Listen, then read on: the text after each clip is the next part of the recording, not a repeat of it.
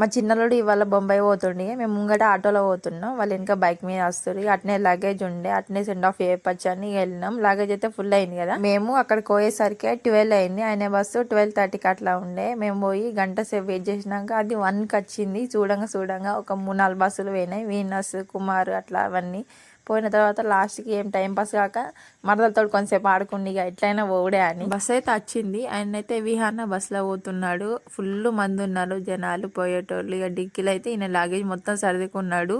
Bus అయితే మేమున్న కాడ ఆగలేదు, మాకు చాలా దూరం ఆగింది. అక్కడ నుంచి లగేజ్ అంతా ఇక్కడికి తీసుకొచ్చారు మళ్ళీ మా వాళ్ళు పాపం.